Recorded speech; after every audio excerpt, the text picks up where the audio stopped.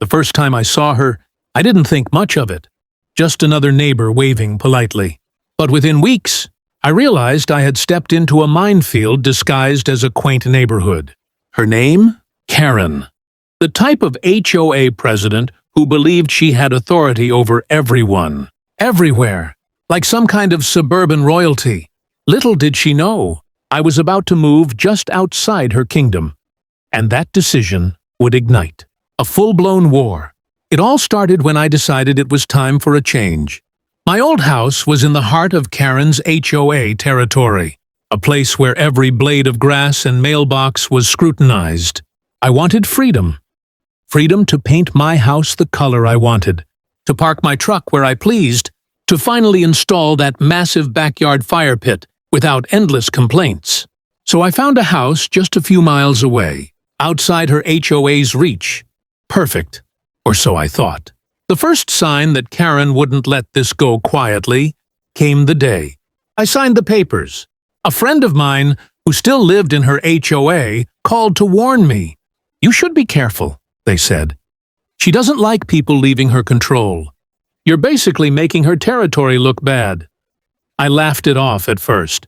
How much trouble could a suburban HOA president really cause? Turns out a lot. Less than 48 hours after I moved in, Karen appeared at my new driveway unannounced. Her car was parked half on my lawn and half on the street, like a declaration of war. "You can't escape us," she said, arms crossed, eyes blazing. "HOAs have ways of dealing with people like you." I froze for a moment, stunned by her audacity. I'd moved miles away from her jurisdiction. But in her mind, boundaries were irrelevant. I could feel the tension rising as she launched into a lecture about community rules, property lines, and moral obligations. None of it applied to me legally. But that didn't matter to her. What she wanted was control, and she wasn't going to let a simple property line stop her. That's when I realized I was dealing with a full-on HOA. Karen meltdown, a woman who viewed compliance as her right and personal freedom as an offense. She stormed off eventually, but not without leaving a trail of thinly veiled threats.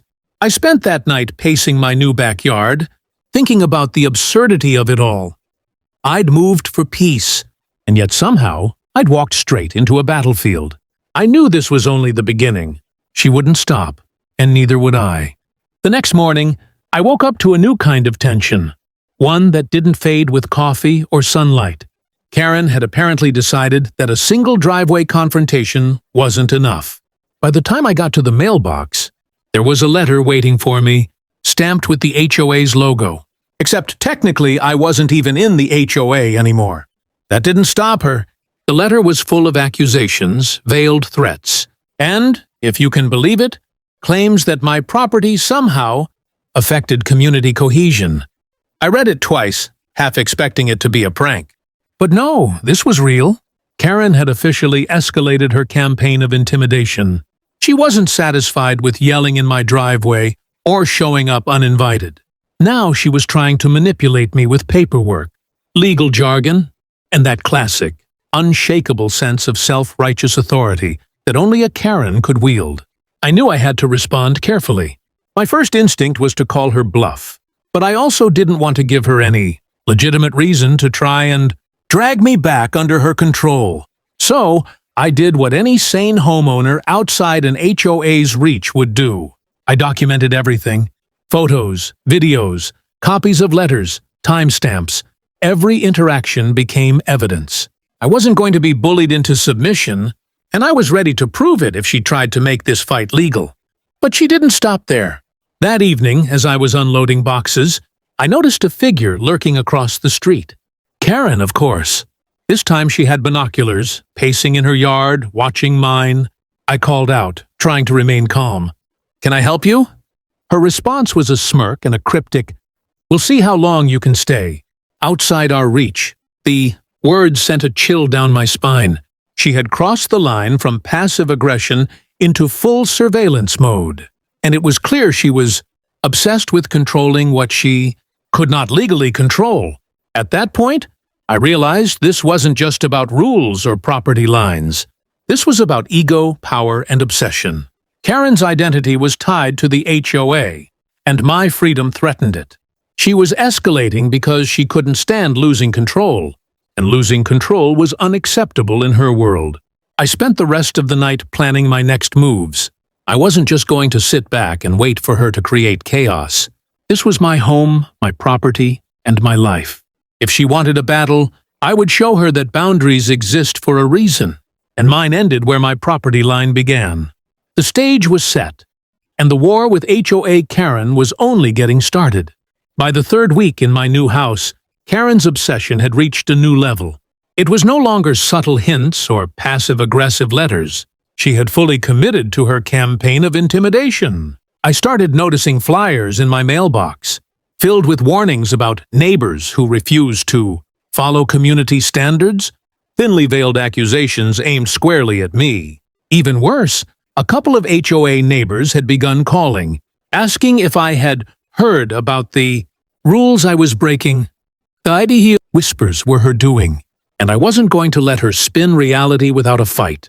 I realized that standing still wasn't an option. If I wanted peace, I had to be proactive. That weekend, I organized a small perimeter inspection of my property, documenting every fence post, mailbox, and landscaping feature. I even measured setbacks and distances to make sure there was zero violation of any HOA or municipal codes. I needed a defense so airtight that Karen couldn't poke even the tiniest hole in it. But Karen was relentless. One evening, she showed up at my front gate. Again, this time armed with a tablet, scrolling through satellite images of my lot, as if she were mapping out a military operation. "We have ways of making sure no one ignores the community," she said, with that same smug look I had come to dread. I stayed calm, smiling politely while internally planning my counterattack. This was psychological warfare, and I refused to let her win. The following days were a whirlwind of her antics. Anonymous tips to the city, random inspections, and constant surveillance attempts. It was exhausting, but I noticed something important. The more she tried to control me, the bolder I became. Every action she took outside legal boundaries became evidence I could document. Every overstep strengthened my position. I wasn't just defending my property.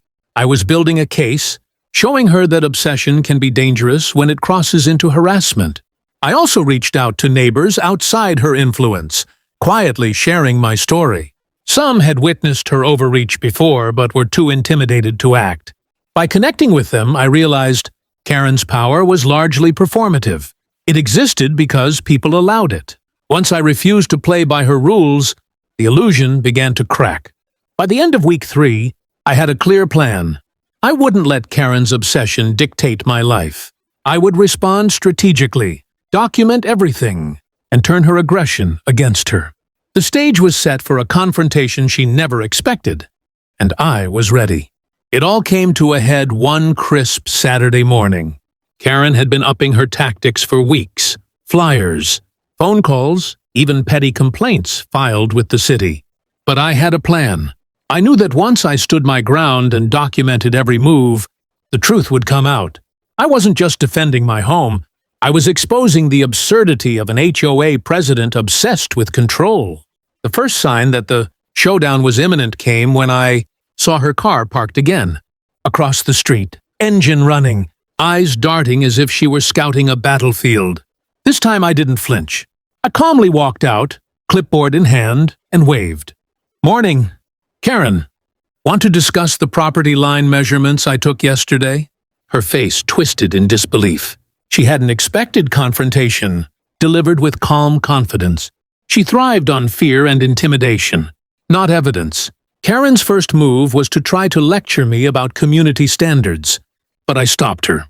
"I am outside your jurisdiction," I said firmly. "Everything I've done is documented and legal. I suggest you review it before making any further threats." Her smirk faltered. She tried to argue, but I had every detail: photos, permits, city codes, and timestamps. Every attempt at manipulation bounced back, proving she had overstepped repeatedly. Next, I quietly shared the evidence with a few HOA neighbors who had previously supported her. Their reactions were priceless: shock, confusion, and slowly amusement. Karen, who had long relied on fear to maintain her power, was suddenly stripped of her authority in front of witnesses. Her words lost their weight. Her threats became empty noise. The more I stayed calm and factual, the smaller she seemed, until it was obvious to everyone that her obsession had become ridiculous. The final blow came when I formally submitted my documentation to the city. Her complaints were dismissed immediately, and she was officially warned against harassment.